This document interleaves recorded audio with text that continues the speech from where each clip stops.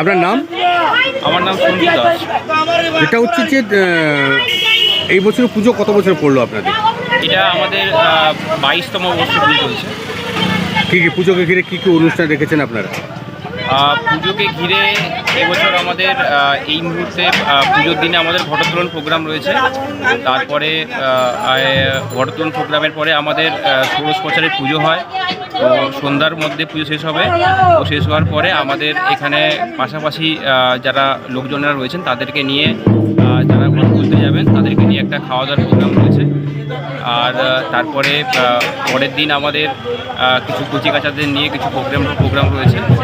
হ্যাঁ, এটাই হচ্ছে আমাদের এই বছরের প্রোগ্রাম। পুজো করে কি বার্তা দিচ্ছেন এলাকাবাসীদের? পুজো করে আমরা এই বার্তা দিচ্ছি এলাকাবাসীদের, আমরা আজকে 22 বছর ধরে এই জায়গাতে আমাদের সমস্ত গ্রামবাসীদেরকে নিয়ে এবং সমস্ত এলাকাবাসীদেরকে নিয়ে আমরা বিভিন্ন রকমের প্রোগ্রাম করেছি। আর বিভিন্ন রকমের স্টার্টিং ফ্রম করোনা থেকে শুরু করে বিভিন্ন রকম সমাজসেবাতে আমরা যুক্ত রয়েছি। তো আমরা এই পুজোর মাধ্যমে একটা একতার বার্তা দিতে চাইছি গ্রামবাসীদের মধ্যে এবং সমস্ত এলাকাবাসীদের মধ্যে।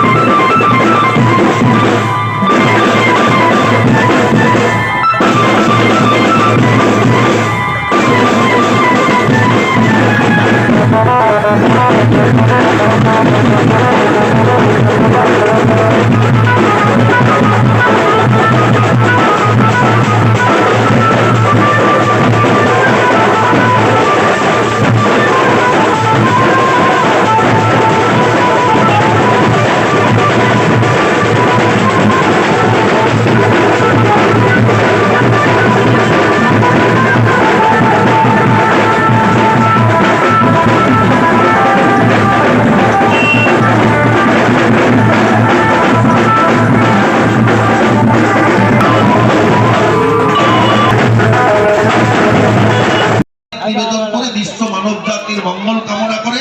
একমাত্র ধর্ম হচ্ছে সনাতন হিন্দু ধর্ম।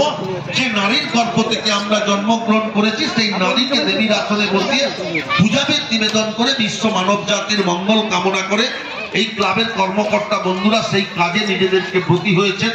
আগামী দিনে চলার পথে আমরা যদি হাতে হাত মিলিয়ে কাঁধে কাঁধ মিলিয়ে ঐক্যবদ্ধভাবে নারী জাতির প্রতি উপযুক্ত সম্মান শ্রদ্ধায় ভূষিত করে পথ চলতে পারি, তাহলে দেখবেন আবার একটা সময় আসবে বিশ্বের বাতাসে, ভারতবর্ষের আকাশে আবার সেই বাস্তব সত্য প্রতিধ্বনিত হবে। শতবিনা বেনু রবে নারী জাতির প্রতি সম্মান শ্রদ্ধা অর্পণের মধ্য দিয়ে এ ভারত, এ সনাতন ধর্ম আবার জগৎ সভায়, বিশ্ব সভায় শ্রেষ্ঠ আসন লবে। সকলকে আন্তরিকভাবে সম্মান শ্রদ্ধা জ্ঞাপন করে গৌতম ভাই আছে, তাকে অন্তরের অন্তঃস্থল থেকে স্নেহাশিস নিবেদন করে আমার কথা শেষ করছি। আশিস বাবু আছেন, দেখতে পাচ্ছি না, আশিস কাকু আছেন, সকলকে শ্রদ্ধা নিবেদন করে আমার কথা শেষ করছি। নমস্কার, সকলে ভালো থাকবেন।